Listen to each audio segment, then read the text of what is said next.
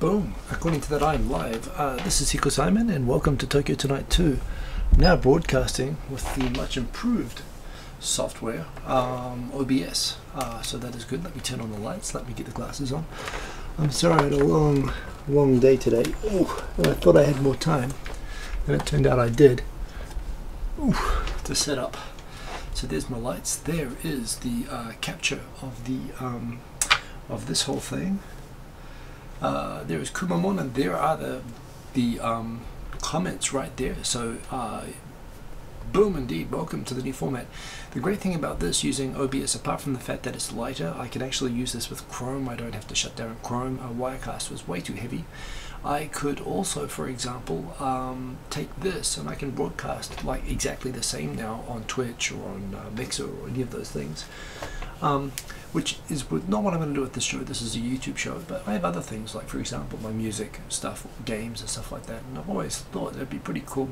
I just want to figure out those other sites a little bit as well. I'm curious about that. So you know, Tokyo Digital Crew, for example, sharing the apps and so on that we're using, maybe that's cool, a cool format. But in any case, there's things that I like about those, including the fact that it keeps the comments recorded with timestamps in real time. It's something I'd really like YouTube to do, actually. But that said, I'm here on YouTube. This is a new setup. How do you like it? Does it look good? Does it look better than usual? Does it look the same? I hope it looks good.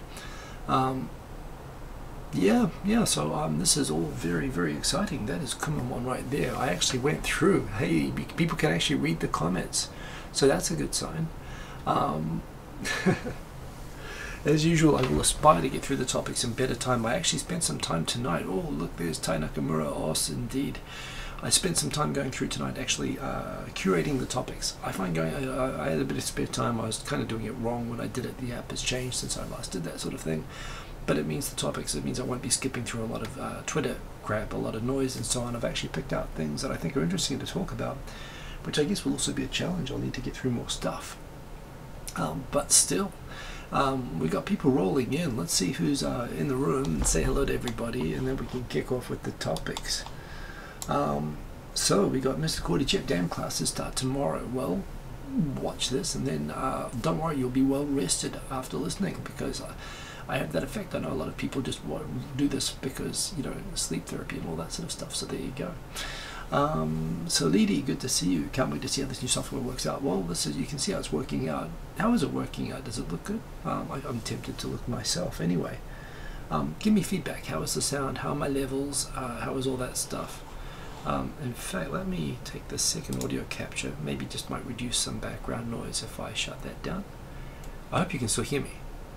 Should be. I think this first one, I am still playing around with the settings, so you know, you've got all of that. What else have we got? We got Boom Indeed, Nicholas Rat, Boom Boom Boom. I want you in my. Oh, that's a different song actually, but it's another Boom Boom song. Nicholas Rat, thank you for doing that. The Sergeant Buko, everyone's waiting for the boom there, and it wasn't coming, and it's because I'm sorry, I was in the shower cutting my hair. I was getting ready for a big work week. It's going to be a big work week this week. Let me just tweak the lighting there a little bit because it's flashing all over the place there. I'm not getting very consistent white balance. In fact, you know what? That didn't help at all. That's made me blurrier. That seems to work better. Anyway, I wish I could fix the flicker on that. I guess it's something with my camera. But anyway, it's sharp, so that's good enough. So yes, we got Sergeant Buko. There seemed to be some problems. There were some problems, but they weren't technical problems with OBS. Look at this. This is beautiful. It's awesome. It was with me. I was in the shower. Sorry about that. It was a shower-based technical problem. Yes, people reporting Hiko down. I was testing out OBS 23 hours ago, and I tried it out actually on Twitch and Mixer and this. Mixer, by the way, it used to be Beam. It was acquired by Microsoft. They use it mostly for Xbox games at the moment. They don't save streams. The good thing about Mixer, which is interesting from this perspective, is that the has the lowest lag. These streams here, when you do a comment, it takes 30 to 40 seconds to appear on the screen. I found with Twitch it took, so I think I counted off like 7 or 8 seconds commenting to myself and watching. It was very lonely. I was commenting, is anyone there? 1, 2, 3, 4, 5, 6, 7. And then you see the message, is anyone there? And it's just me and there's no one else, and it's sad. But it was a good technical test, because here, I mean, 30-40 seconds is crazy. It is too long. It is difficult to have a conversation. 8 seconds on Twitch, 2 seconds on Mix, and that is impressive, possibly because no one's using the site.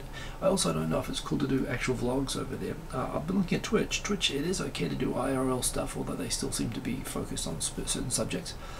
But I think you'd probably get away with doing a vlog, especially if you did it around an app or a game or something like that over there, so that's pretty cool. But yeah, so it's just cool to do that test, and it was just like very easy to use the software. In fact, I'm very stoked with it, and I'm sure there are lots of tricks that you can do with this. One trick I would like to do is actually do 2.5 Voyages with split screen, or get 3 yes, be like the Brady Bunch, you know, like in squares talking to each other and stuff, and pointing down and across and all that.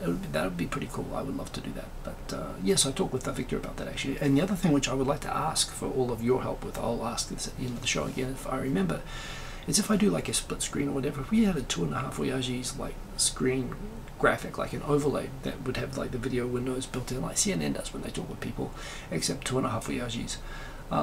Yeah, that'd be kind of cool. I'd quite like to do that actually, like you know, jazz it up a little bit. If we could do Skype or Hangout on the side here, use the sound and capture everything from that, and capture the video and put it on the screen like this, it'd be kind of cool, right? So if there are artists out there, and I know there are a couple who are interested in doing a 1920 by 1080 or 16 by 9 scale overlay that you could put 2 or 3 videos, video feeds into, I'd be quite interested in doing that and setting up a feed based on this. But anyway, I kind of fall down, so you kind of got me there, Mr. Cordychip. He's fallen, he can't get up. Yes, everybody, thank you for all the concern. Lysander 45, hello from Beijing. Indeed, the white balance is going crazy here. How do I need to not move just to keep it consistent. It's like, oh, there it goes dark again. Yeah, that's my Microsoft Live Cam. It's not making up its mind. I'm sorry about that. Maybe it's the contrast of my skin and the dark shirt. Who knows? Anyway, good to see Lysander 45, Sergeant Booker, the rise and fall. Well, wait a minute, Confederations Cup starts in 25 minutes. New Zealand was in that because we beat Fiji and New Caledonia and Vanuatu and the Solomon Islands, and we get to be one of the confederations. Yeah, Australia used to be in Oceania, and they would always win, but they got tired of that because it was they figured out they might get better games if they joined Asia, so they did that, which meant it's just New Zealand, and we got thrashed by Portugal the other day. But I understand most of the team did get autographs of the team that they were playing, and that's what I understand was the main objective. New Zealand, by the way, we beat the Lions, the British and Irish Lions, at rugby yesterday. Actually, in spite of the fact that New Zealand's famous for rugby and that we do have the #1 rugby team in the world, soccer is actually more popular in New Zealand. I mean, there are more kids and it's a bigger sport, more people play it. It's just obviously everyone plays it, so you know, we just don't quite do as well at it. But yes, Confederations Cup, go and enjoy that stuff. Anyway, long live the Confederates, indeed. What else have we got? We got David Hunter, good to see you along there, and you and Shelley, good to have Shelley along as well. Welcome. Who else we got here? We got Daniel DeVries. Good to have you along, Daniel DeVries. And if I recall, you've watched this before, but I haven't seen you there for a while, so good to have you there. And boom, indeed, good to have you there. Barringer, get on with it. Well, that's a good reminder at this point, even though that comment isn't real time. I know that you were waiting at this point. Woo-ha, yes, indeed, Sergeant Booker. That must be when I went live. Zip Dove, good to have you back. Long time no see. Good to have you here, Mr. Cordy Chip, Rocket Stick, David Hunter. Come on, yes. Barringer, about time. Yes, well, there we go. Cool shirt. Thank you for the cool shirt comments. We got Tai Nakamura in the house there. We got welcome. I am a little bit croaky. Long day, what can I say? Sounds good. Glad to hear that it sounds good. In fact, I see that we skipped some comments there. We got Quint Ranked. Good to have you along. And yes, people can make other comments. Well, that's a marked improvement in that case. 20 minutes, okay, 20 minutes, and we've already used 15 of those minutes, so I will try to make the next 5 minutes extremely productive, but I've got to say hello to everyone else. Who else we got in here? We got Miss Scotty Chip, we got Bradford, we got Nick Palmata. Good to have you along, Nick Palmata. In fact, I don't recognize the handle name, so welcome if this is your first time joining. Good to have you here, Nick Palmata, and feel free to jump in, ask questions, talk topics, all that stuff. 8:30 the next day. Oh, that's pretty tough. Cutting my hair 5 seconds. Well, it doesn't take that long, but it takes long enough. Sorry about that. You have no idea how. Yes, thank you, Salidi, for pointing that out. You do look around and you see there's a little bit of a weird part sticking out. That's right. Kimmy Kim, boom, indeed. Good to have you along. Who else we got in here? We got the Japan dude. And did I hear the news? Carl Weather died. Who's Carl Weather? I should know who Carl Weathers is. I didn't hear anyway. That is news to me, but yes. And what happened? Did New Zealand get up a goal? The Mexicans got angry with the New Zealanders that New Zealand went up a goal before them. Well, that's pretty good. I don't know. I mean, look, we're not flash at soccer, but yes. Okay, well, that's terrible news, but there we go. Oh, Apollo Creed. Oh, Apollo Creed. Now it makes sense. Well, that sucks. Oh, well, okay. There's another cool guy from the 80s gone. He was also on Predator, wasn't he? In fact, I'm pretty sure he was on Predator and Apollo Creed, right? Damn. Well, who knows? Jesse Ventura might be next. The whole cast of Predator. Let's get into it. Yes, indeed. R.I.P. Very sad to hear that. Let's get into the kind of going straight off. If you want to know all the sort of news about YouTube and YouTubers, the site tubefilter.com is pretty good, and they've got a recent update on the latest analysis. YouTube doesn't reveal the algorithm that they use for how they rank videos, because of course everyone will just totally game the hell out of it if that got out. And frankly, if everybody found out about it and started gaming it, they would change it, and that's what they do. They change the algorithm all the time. That said, there is constant research on what the algorithm is and what's working and not working, and the latest the Japan dude, it's a hoax. Actually, yes, and if anyone here starts with Leslie Nielsen, they will be blocked.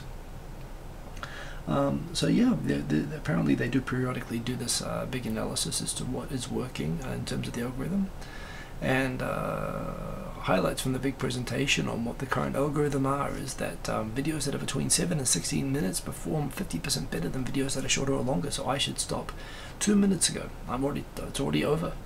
I should have finished this 2 minutes ago. My views are just going to tank from here. So what can we do? Thoughts on Alex Jones, says Zeptov. It's kind of funny. I kind of knew about Alex Jones like back when I was in university. Like he was into all the sort of conspiracy stuff, which I used to find fun to read, although I never took that seriously. Where he became like the Looney Tunes like redneck crazy person, I don't know. I mean, not that I ever listened to him before. I only heard stuff that people writing about him. I don't know. He just seems to be completely insane from where I'm sitting here now. Coming back to the algorithm. He has a raspy voice. Well, there we go. I've got a bit of a raspy voice at the moment. I feel like I should grab some water. Would you forgive me if I went off camera for 10 seconds to get a bottle of water? It's just out of reach. It's over there. I'm going to go because you're not going to be able to tell me that for 40 seconds because this is YouTube live streaming. I will be back before you have a chance to object.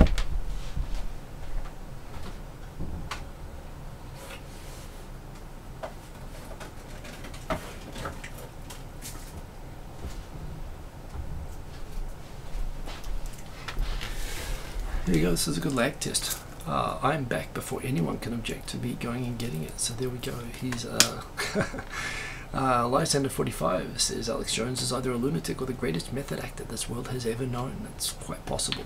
I saw there was a good parody of if somebody put Alex Jones in the Amazon Echo, if they made him a substitute for the Alexa app.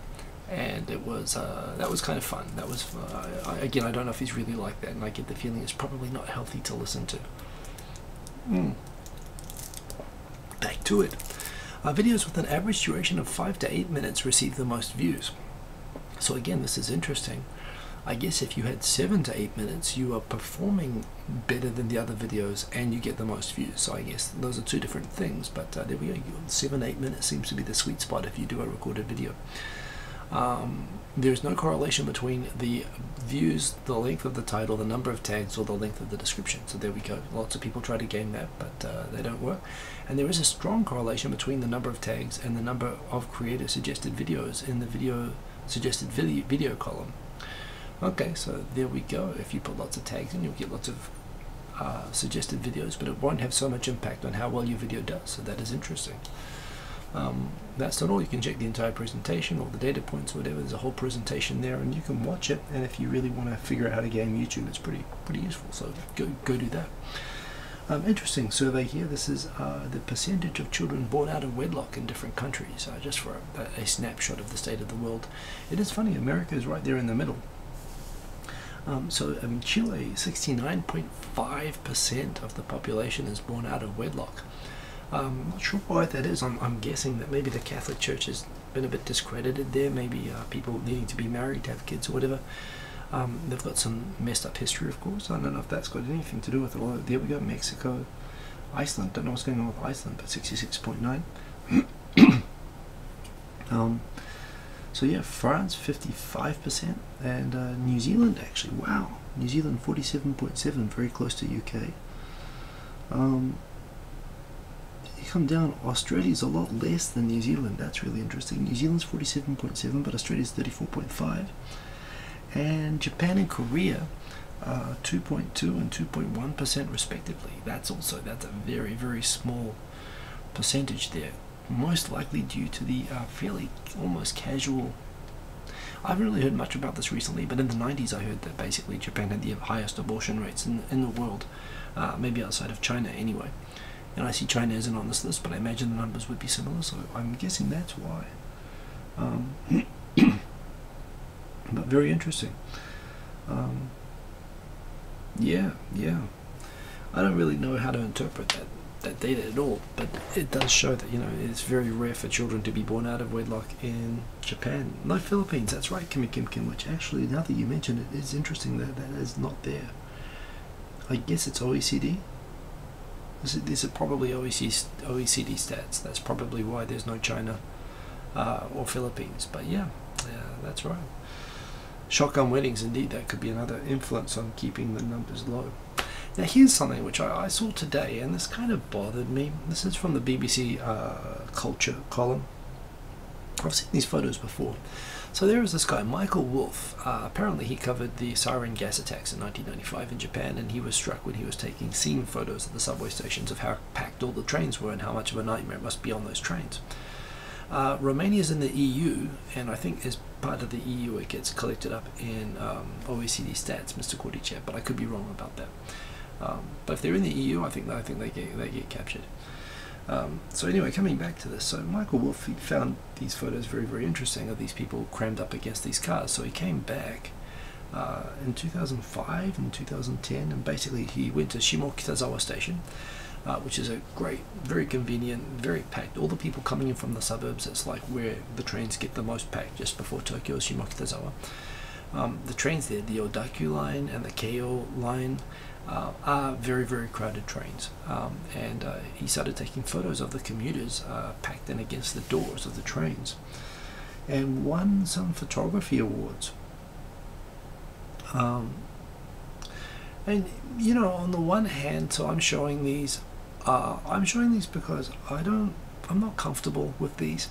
There's a point here where they ask the question. In fact, there we go, it's the Odaku line.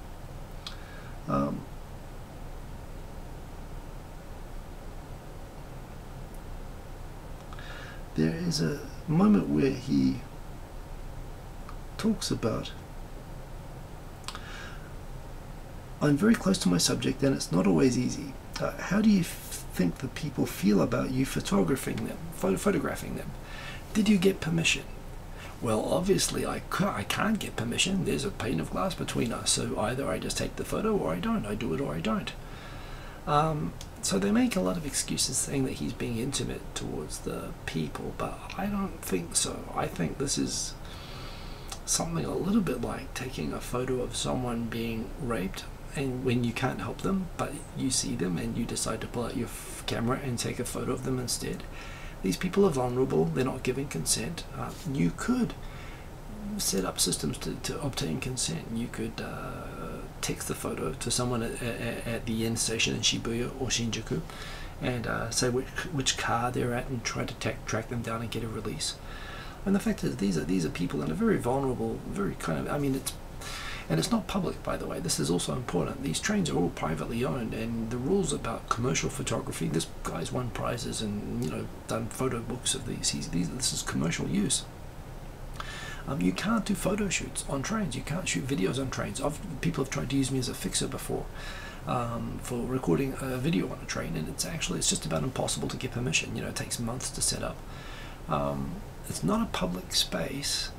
And even if it were, these are people who, you know, you should at least get a release. And I can't help but think if he did this in New York or London, people would get upset. You'd get accosted, you would get arrested maybe, and and it's not acceptable. Just because people don't beat you up for doing this in Japan like they would in other countries, it doesn't mean it's not as weird or as bad to do.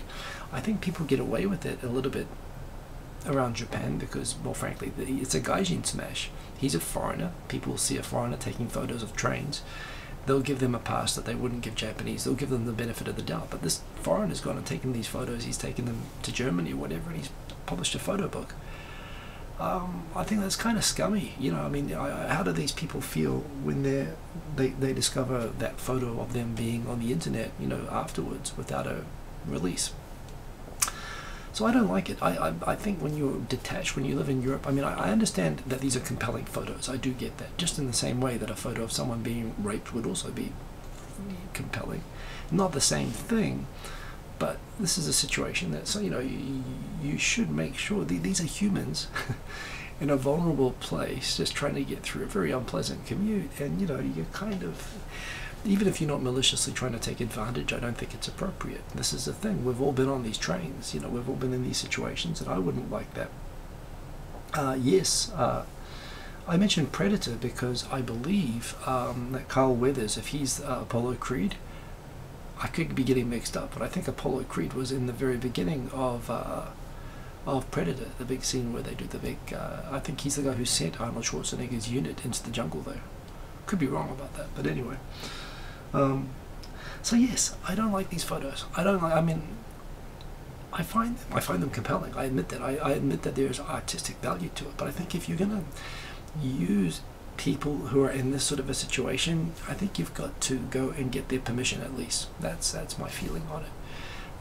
I think it's dehumanizing to not do so.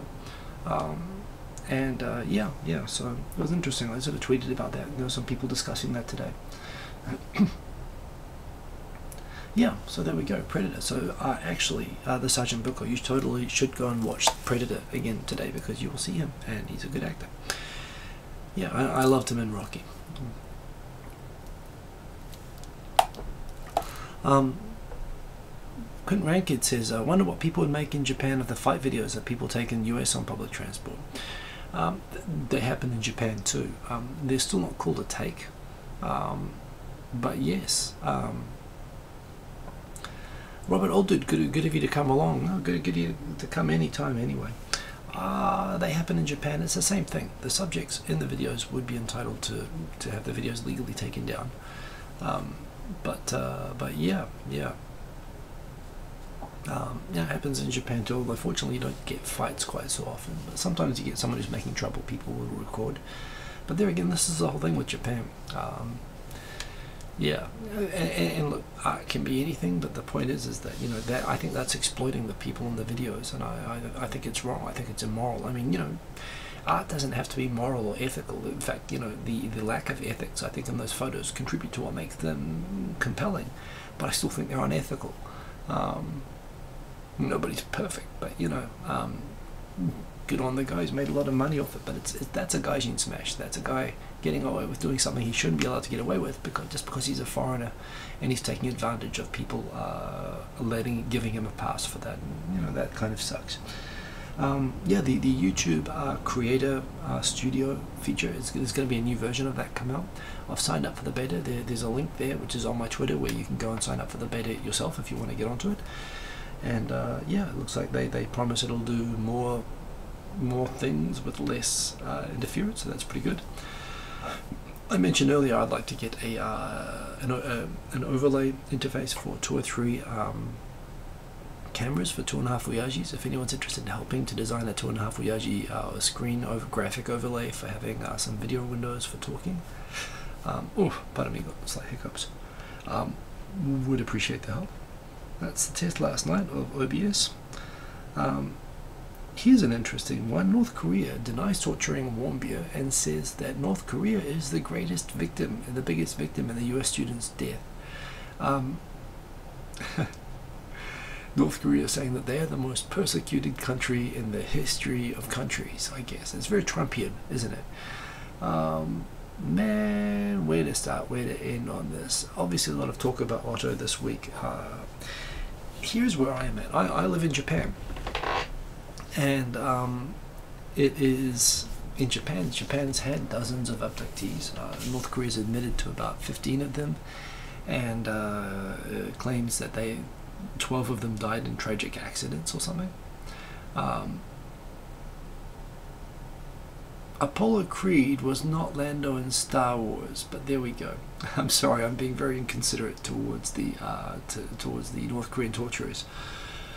But yeah, but let's go back, step back for a minute. So, when America and Korea were cutting deals with North Korea doing the Sunshine Policy, and Japan was saying, "Hey, homie, don't play that." I remember having a lot of debates with more liberal foreign friends who were saying this is just Japan being a right-wing backward country. They're missing out on the bonanza of the liberalization of Korea, and Japan needs to look at the big picture and not worry about these old abductees. Well, these abductees are all Ottos, and you know, the fact that America is freaking out that this could have happened to one of its citizens, this has happened to Lebanese, Romanians, you know, a bunch of different countries, hundreds of South Koreans, who, by the way, South Korea would imprison the families. I mean, under Roh, who was the administration that the current president of South Korea, recently elected president of South Korea, was a high-ranking official in the Roh administration. They were rounding up and, you know, detaining abductees, trying to have abductee families, trying to have rallies against North Korea to get their families back, because they were going to upset and ruin the whole Sunshine policy vibe. And they were being critical of Japan. What happened to him? I mean, no one knows how he ended up in a coma, but the point is, they do this a lot. And, you know, it's I wish countries and people from other countries were a little bit more understanding of the emotion that Japan has on this. You know, I mean, South Korean president was personally mourning Otto Warmbier correctly, but, you know, there are hundreds of people in the same situation or worse where this has happened to. It's good that, in a way, that people are waking up to the... I mean, in a way, he's become a personal face of the kind of the human rights violations experienced by the people who have been abducted and unlawfully detained and tortured by North Korea. But that doesn't even start to get into the millions of North Koreans and what they're going through, let alone the hundreds of South Koreans, maybe thousands, that have been abducted and are in the same situation. So, an extremely, you know, messed up government there. But yeah, this is in a way, don't just think this is all about one guy, because it's not. This is happening to a lot of people, and it's been happening all along, and this isn't history, this is still happening. So yeah, there we go. Desmondos, good to have you along, and Billy Jordan, good to have you along too. He got botulism, a friend says, apparently, and who knows? No one knows. The family didn't want an autopsy. There's not that much that can be done about it, but, you know, I mean, the guy stole a poster. I mean, he took down a poster, allegedly a propaganda poster, probably as a souvenir. For that, he got, what, some crazy prison sentence, 20 years hard labor or something. And then he was in a coma for a year. They didn't tell his family, and then they released him just in time to die. I mean, shit. Why would you go to North Korea, seriously? I was taken to a North Korean government-run restaurant in Dalian when I was in Dalian, and I actually did enjoy it. It was good food, and I enjoyed the opportunity to talk to North Koreans who were working in the restaurant. You know, the people there isn't the problem. It's not the people. I know that restaurant contributes to the government there, and that is an evil government. I mean, I think if you can say that of any government, you can say it of the North Korean government. So that wasn't so good, but there again, I mean, at least they don't shoot you when you leave the restaurant, which is what happened to a South Korean woman when they had a big tourist resort in North Korea, and guards around all the fences when she climbed over one of the fences of the hotel resort at a tourist resort set up to get South Korean hard currency. They shot her dead. This guy goes there, he ends up like this, you know. So I don't know, it's just like, don't be a tourist in North Korea. I mean, granted, 98.6% of the people get out of there without being shot or tortured or anything like that, but those are still not good statistics. And the fact that North Korea is claiming that it's the victim, that this guy was a visitor to their country and broke the rules or whatever, it just shows you the people, frankly, when I say the people, I mean the government that you're dealing with there. Important on dairy imports to Japan news. Important update. Japan is ready to scrap tariffs on some EU cheese. EU cheese, European cheese is awesome. The best cheese in the world. They get a lot of it here, and if it's going to get cheaper, why? Don't forget the butter. Don't forget the other dairy products. But yeah, I mean, America's going to miss out on this. UK is going to miss out on this. Why in the hell the UK is going to leave the common market and leave the benefit of all the treaties like this that the European Union is negotiating? I mean, you screwed Britain screwed the Commonwealth in order to get into the EU, and now it's screwing itself to get out of the EU, and it's lost all of its ties. But there we go. I am. By the way, I would love to go to North Korea myself one day, but definitely not until after it is liberated. And you know, they've got a lot of shit to sort out, even when the country's liberated. I mean, you could have a Truth and Reconciliation Commission like Argentina or South Korea, but given the seriousness of the shit that they do to their own people, it's hard to think that it's going to be that simple a process. I think it's going to be a long time, but I do hope within my lifetime that I will be able to go over there on a tourist trip and to get to meet North Korean people and have a good, enjoyable vacation, freely traveling up and down the Korean Peninsula. And I hope that happens. I really do, and I really want to do it. But yes. But coming back, it's not going to. Giancarlo Sands, it's not going to happen right now, but it'll happen one day. I would like to see the country, but unfortunately not in its current state. So yeah, it looks like this deal. It looks like the deal that America sabotaged itself on for the TPP, which hopefully is going to get revived with New Zealand, but they got screwed on dairy in that. But it looks like Japan's willing to make more concessions on dairy to the European Union, and I'm looking forward to all the Gouda cheese, the cathedral city of cheddar. I'm looking for all of it. I mean, frankly, TPP cheese. I mean, I love New Zealand and Australian cheese, but you know, I don't want any of that American cheese. That's just horrible stuff. European cheese, now that's some serious cheese. So I am really looking forward to this, and I really hope that they close that out. The government is concerned that Japanese people are not panicking enough and giving them. There's one. I've not visited the DMZ. I've been to Seoul a couple of times. And I've been to Dalian, which is in China near North Korea, and they have a lot of North Korean connections there. But I've not been to the DMZ. I wouldn't mind checking it out, but there again, it's a border. So that is what it is. So coming back, worried that people are not sufficiently panicking to give them mandate to change the constitution and whatnot. I do, Barringer, I do. The Japanese government is starting to run commercials saying that in the event of a siren indicating a missile test or launch by North Korea, basically they're saying that Japanese people should duck and cover.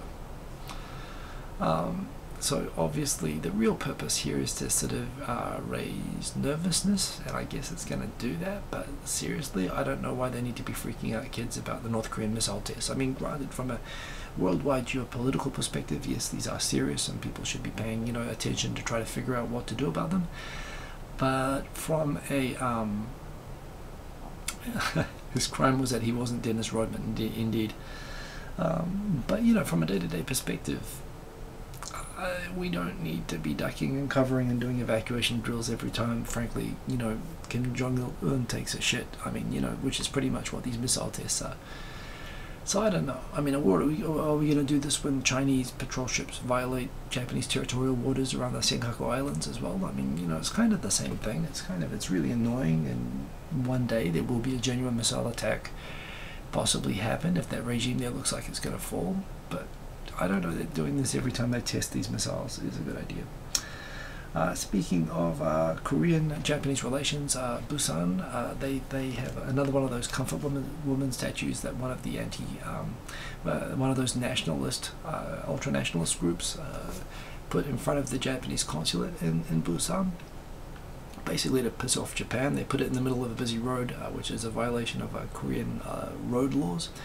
However, and Japan withdrew its people from withdrew its ambassador and people because it's against international diplomacy rules to allow countries to antagonize or, you know, basically put big sort of protest statues in front of their to humiliate or berate other countries, you know, in front of their embassies in those countries. It's a Vienna Convention issue. So Japan said, please take the statue away from being in front of our consulate, and they were going to do it, but then the government changed, and apparently now the city council in Busan voted unanimously that now that the government's changed, the deal between North Korea and South Korea on the comfort women doesn't really apply anymore, and the Busan government's actually going to take over ownership of the comfort woman statue and use it for teaching history to kids there in Korea on how much Japan sucked during World War II. And wow, that's just great. You know, again, it's not to diminish what happened and how, you know, terrible it was that there was human trafficking during World War II, and it was sponsored by the Japanese government, including reports from some of the comfort women themselves. They claim that they were, you know, the first-hand witnesses. There was coercion, there was kidnapping. Japanese government disputes that, and frankly I don't know that they're in a position to really be able to dispute that, but it's absolutely not disputed that there were women who were sometimes coerced, sometimes by their own family, sometimes by, they claim, by soldiers and so on. And it's a terrible thing. You know, the statue thing, it's a step back. I mean, again, I've always said Korea's entitled to be angry forever, and if that's what they want to be, that's what they are entitled to be. But you know, it means if they want to negotiate another deal again, another apology, they don't want a deal, and that's okay. They don't need to have a deal. Be pissed off forever, you know. It's kind of it's insincere, I think, to say that they want to resolve the issue when they resolve the issue and then they unresolve it and then they resolve it again. The issue is terrible, and they will. I don't think there's any concerns about it being removed from the education syllabus over there. And yeah, it's kind of intractable, and it's kind of sad in the sense that I think it's going to continue to obstruct relations between the two people, but there we go. So down the bottom, this is interesting. Oh, what a feeling. Senator Toyota from the LDP, the Liberal Democratic Party, that's neither liberal nor democratic.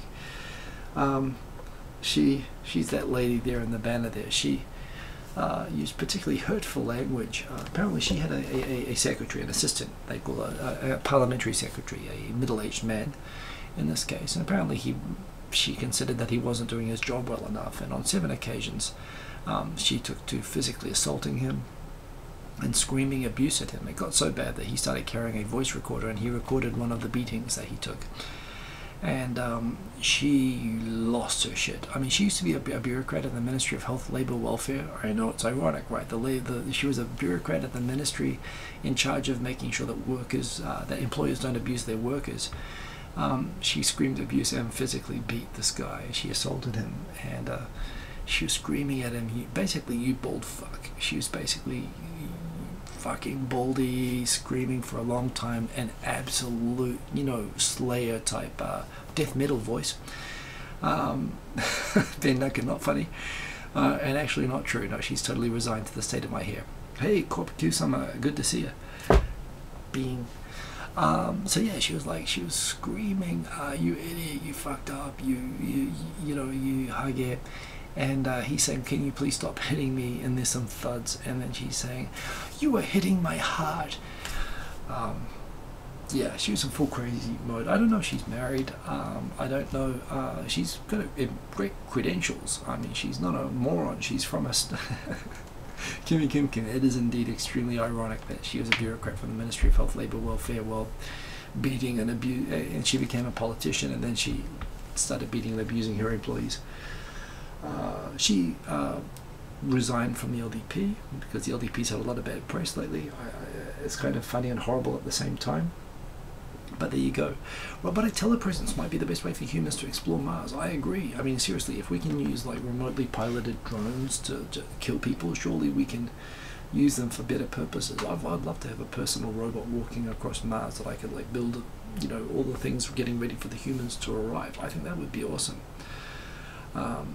James O'Hara, that's an interesting assessment. She probably would be into things that not many men would be able to satisfy. Who knows? I mean, she just needed a secretary who was into that. But seriously, you know, it's basically worker abuse and assault. I mean, the genders I don't think are relevant in this case. But there you go. In fact, actually, a lot of people, I'm very sensitive about the idea that, you know, calling a woman acting like, people characterize women who act like this as being hysterical or crazy, when it's men, they're just assholes, right? It's kind of like, well, why do we say it's crazy for women? I'm very careful about that. Even though I think she looks crazy, not to say that, because there's something that's kind of, it's a subconscious bias to how we assess women. It's kind of a problem. But there again, then my wife saw it, and she was like, yeah, she's a crazy bitch. So I guess women kind of do it to women as well. I don't know what the story is, but you know, the point is, she should be held. This isn't resigning from the LDP. That's assault. You go to jail for that shit. She should lose her job, if you ask me. Anyway, I want robots on Mars. That's why I saved that. World, look out. Japanese are looking for ways to sell natto to overseas countries. They think if they reduce the stickiness and the smell of poop that it smells of, that they might be able to sell it. Doesn't work like that. Doesn't work like that. I can eat. I tolerate natto. If it's there, I can eat it. I learned how to eat it. I used to work in Noda, which is where the Kikkoman soy sauce factory is. So they're all into the tofu, soya beans there. But it doesn't taste good. I mean, seriously, no. My son loves it. I don't understand that at all. It is apparently good for you, but there we go. How is the feminist movement in Japan? Asked Giancarlo Sands. Is it very big like in South Korea? I don't know how big it is in South Korea. Japan's a diverse country. It's 120 million people. There are feminists and there are non-feminists. I don't know how you could rate the movement overall. Political participation is interesting. I mean, you know, like in Korea, they just had a female president. But there again, outside of that president, who was the daughter of a extreme right-wing military dictator, I haven't seen a lot of penetration of Korean women into politics. I don't know how successful that means that their feminists are. In Japan, you do get a lot of female politicians. Still not a great participation rate for a proportional representation system, but, you know, it does okay. But there again, I mean, yeah, I can't really tell you how well feminism does here. I mean, most people, the stereotype is that Japan, you know, there is no feminism, which is totally not true. But how it does, I don't really know. Kimmy Kimkin with advice there, how to sell natto in the international market. Don't do it. But there we go. So Lysander 45. A lot of feminists in Japan are what will be regarded as second wave era feminists. And I think I know what you mean by that. I did feminism in the law and perspectives on law when I was in the 1990s at university. So I think you're saying these are like second wave, i.e. 1980s type feminists, if I picked that correctly.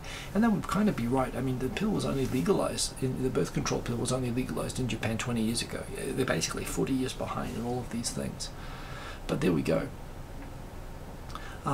Brad Ford says, you really love watching Japanese politics. Do you think you would have this much fun watching Australian politics if I still lived there? No. I visit Australia every year. I grew up there. My mum's Australian. I family home there and everything. I watch Australian politics and I just freak the hell out. Australian politics is just crazy.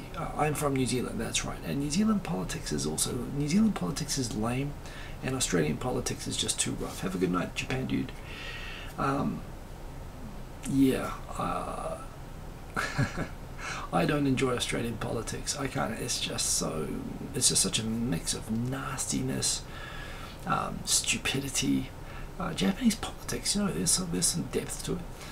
But yeah, the Aussie stuff is just too much for me. Let's move on. Here's a list of the top ranked companies in Japan by capital. So yeah, just out of interest, so this is the most capitalized companies in Japan. So that's Toyota Motors is number 1, NTT, the phone company, is number 2, NTT Docomo is number 3, so 2 and 3. Mitsubishi UFJ Bank is number 4. We got SoftBank Group after that. Interestingly, after SoftBank, so where are we down to now? It's like number 6 or 7 is Japan Tobacco, JT. That is interesting. They do more than just cigarettes. They do like drinks and stuff like that as well, but they're in a tough position. KDDI, another phone company, is next. The Post Office Bank is the next biggest one. The biggest savings bank in the world actually is the Japanese Post Office. And right after the Post Office Bank is the Post Office itself, which is now also privatized and listed on the stock exchange. Another bank after that, Mitsui Sumitomo Financial Group. Then we've got Honda. Nintendo comes after that. Nintendo right now is higher cap than Sony, which is remarkable. Followed by Canon, Mizuho Financial Group, Nissan Motors, Takeda Pharmaceuticals, and goes down the list there. But interesting just to see what the top companies in Japan are right now, according to at least market cap. Speaking of which, Toshiba has said that they're going to miss the second deadline for listing their financials. Ernst & Young Arata won't sign off on them. They've said that they're going to release their financials without their auditors signing off on them by August 20. They have to be delisted from the stock market. You cannot be on the Tokyo Stock Exchange with financial reports that are not validated by an auditor. I mean, I don't know how they're not going to get sued by all of their shareholders for this. And it's terrible because I really like Toshiba. I like the people who work at Toshiba. I've done work for people at Toshiba, like as a customer. I like the company, and it's very sad to see, but you can't do that. I mean, this is just crazy. I mean, this is like Enron type accounting issues that they have. So, hey Ben Duncan, we'll see you back later. Oh, Andrea Mobway from Hong Kong Airport on your flight back to Melbourne. Well, enjoy Melbourne. Hope it's getting towards winter there now. It'll be getting cold. We'll have a safe trip down to Melbourne. What else we got here? Lensless cameras. So I do like the idea of the back of the camera all being a flat like lens for taking photos. It is a sad story. Big news all this week. There's like a 14-year-old junior high school shogi player. Shogi is like chess, except it's actually more complicated than chess because you can take the pieces that you take from the other player and they're like prisoners. And in real war, it was pretty common in the old days that people would use prisoners as their own like cannon fodder, as their own soldiers. And shogi works on the same principles like chess, but you can actually use the prisoners that you take and drop them on the board to fight for you, which is actually, it means a lot of chess players who've tried shogi struggle with it. It's very similar to chess outside of that, but it's a lot more diverse and it's a lot more complex, for example, for machines to master, just because of the enhanced strategic aspects. This kid, he's won 28 games straight against some of the most famous shogi players in Japan. So he's a bit of a prodigy, and he is continuing this run, which is getting a lot of publicity. And good to see. It's nice to be in a country where a kid who's good at shogi, like his winning streak, is getting covered so well by the media. Yeah, 24. So indeed going on. If you're into anime, if you're working in anime, you can get permanent residency within 1 year. They're going to allow accelerated permanent residence for people working in targeted cool professions that are good strategically for the image of Japan, including the anime industry, which by the way is a complete sweatshop industry, but it's a quick way to get permanent residence in Japan. So if you want to come and work in anime in Japan and you are successful in doing that, you can get permanent residency in 1 year. It's pretty awesome. In the history of bad ideas for anyone's ever had, the current president of South Korea, President Moon, he suggested it would be a great idea to let the upcoming Winter Olympics be held in Pyeongchang, South Korea, to be held in Pyongyang, maybe, who knows, somewhere in North Korea. Let them host some ski events. I certainly hope they're not planning on shooting or comatosing any of the Olympics tourists, because, you know, the Olympic tourists are pretty demanding tourists. They like everything to be set up very well for all of the visitors, the broadcast rights and whatever, and, you know, getting shot would not really be, I think, compatible with most Olympic standards, but we'll see. I think this is a terrible, terrible, terrible idea, but it could happen. We talked about the deal with the EU earlier. Japanese farmers, they strangely enough, in spite of the fact that they are causing food shortages and queues and they're starving the population in order to remain rich and old and underproductive and incompetent, they want to keep the tariffs. And why wouldn't you? I mean, you know, if you basically got paid a lot of money for not doing your job properly, you would probably want to keep that state of affairs for as long as you could, and that is what the Japanese farmers are doing. And I hope that they fail. I hope we get all the butter and milk that we need here at global market prices. They need to learn how to make that stuff seriously. Nazi Germany held the Olympics in the 30s, so who knows? And this would be co-hosting. Skiing with rifles would be perfect for North Korea, says Corp Q Summer. That's an excellent point. Oh man, who ever thought that was a good idea? John Anderson, hello in London. Good to have you along. We'll be wrapping up soon. We've got 4 more minutes, but we'll see how much more I can get through.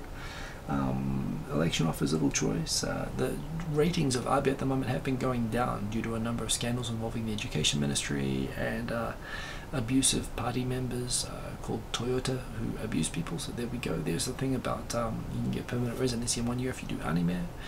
This I just thought was a batshit crazy. They're giving guns to the teachers in Colorado.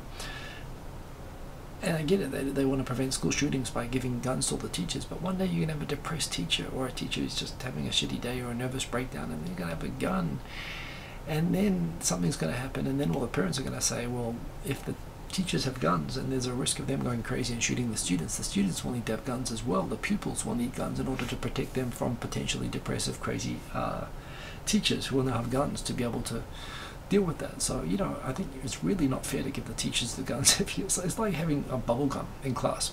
You know, if a kid gets caught with bubble gum, the teacher will say, have you got some for everybody? Give it to everybody. I think it's the same with machine guns. If the teachers have machine guns, everyone in the class should have machine guns. And I would be interested to understand the sociological factors of how that would result in the state of education in that classroom. That is some crazy shit, and you know, damn.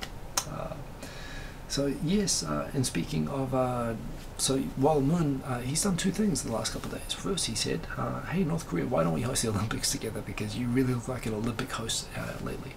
In the way you're doing your international affairs, that seems like a good idea. He's excellent judgment there by the South Korean president. The other thing he wants to do is to undo the apology and settlement for all of the average aged 90 years old or something comfort women, because people don't like it. They want to be pissed off at Japan, and he wants to renegotiate the entire deal again, and is saying to Japan, hey, Japan still needs to personally apologize, and you know, it has further legal responsibility to the woman, even though they absolved Japan of the legal responsibility in exchange for the comfort woman deal. So yeah, he's basically trying to break up relations with Japan and be best friends with North Korea, and go for it, dude. Seriously. You know, I want to like them. On this is the ads warring, the TV ads to generate panic about the missile tests that really everyone thinks are frankly kind of stoking fear and overreacting. But yeah, North Korea could host the Winter Olympics. There we go. So someone's saying bye there. Who's saying bye? Someone's going away. Well, anyway, Moon is not the Korean Trump. He is he's the left-wing version of that. There's me testing some of these other sites. Tourism thing, Toshiba talked about that. Someone's promising VR headset with human eye resolution, which would be great. I'll believe it when I see it, but if that can happen, that would be great. Rico is going down the crapper, which is sad to hear. Abe is going down the crapper, which isn't so bad. And this is the last one. 50 years of mixed race marriage in the US, and remember this, in some parts of the US and Australia and other countries, it's a pretty recent thing that you have mixed race marriages. How you could outlaw mixed race marriages, and it does remind me of the there was a case this week of a scumbag, you know, VC boss guy somewhere in Silicon Valley who apparently got caught sexually harassing a lot of his employees. Apparently he was married to a Chinese lady, and all of the targets of the sexual harassment that he did were also Asian American ladies, or people from Asia. So one of the news headlines I saw covering this was basically this person, you know, abused his position of power to basically sexually harass and traumatize and drive a lot of these women out of work. It says creepy white guy sexually harasses, you know, Asian women or something like that. It was kind of, why do you need to, you know, creepy white boss sexually harasses white employee, you know, white employees. You know, what if it was creepy black boss sexually harasses white women employees? I mean, yeah, it annoyed me. Again, I didn't put a link in here, but it brought to light to me there is still an inherent discomfort a lot of people have, a subconscious discomfort people have with race mixing, and you know, I think people know better than to say it in most cases, but for whatever reason, because I guess that the fetishization of a lot of people have, if you Google Asian, you know what you get. It gives people kind of a green light to be bigots when it comes to seeing couples of white and Asian people, which obviously bothers me. You know, it was like it was an extra dimension to this guy's creepiness. No, he was quite creepy enough that he was a sexually harassing, you know, philandering, whatever. Well, that's quite enough. Why do you need to point out that he's a white person and he was targeting Asians? It bothers me, but there we go. The fact is, as a society, I think we're still in the process of still getting comfortable with interracial relationships. Yeah, you know, it's kind of like in Australia. I mean, geez, took a long time there. In some parts of Australia, you weren't allowed to marry Aboriginals until like the 70s. So it's nice that we're moving along, but we should never get the idea that this is history. This is still close, and we still need to be vigilant about it. And that's about the hour. It's been very good talking to you all. How do you like the new format? Does this look good? I think this is an improvement over Wirecast, which is funny because I spent a few $100s for the license of that. It served me well, but I think I'm going to be using this free software from now on, which is better. I need to sort out the white balance on my camera there. I will fix that. I will look at in future. Then my end is great. It's actually much better than before. I will probably experiment with Twitch. I'm thinking about doing some music stuff over there. I just want to figure out that platform and see what the pros and cons are, and then go and tell the people at YouTube to go and up their game and improve. But yeah.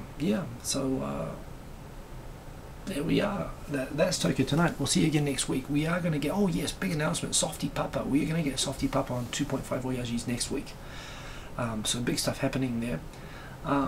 Also big stuff happening soon around the movie Big in Japan. That we had David Elliott Jones on 2.5 Voyages the other week talking about the crowdfunding that they did to get the movie finished. The movie is finished. It's being released in film festivals in Australia, and they're going to be looking at doing a Japan launch, which Victor and I may or may not be involved in. Lots of exciting stuff happening around that. So yeah, 2.5 Voyages will be back very soon. Missing the music, Don Anderson. Well, there will be music soon anyway. But for now, today, time's up. We're going to go to sleep. We'll see you again next week. Lots to look forward to. And boom, peace. Have a good week, everybody. Stop streaming. There's no more of that awkwardness at the end there. I just click the button and it stops. It's just right there. Button, stop. I'll show you the stop button just to show off. Show you how easy this OBS stuff is. Oh, that's meta. I can see myself looking at myself. Stop streaming. There's the button.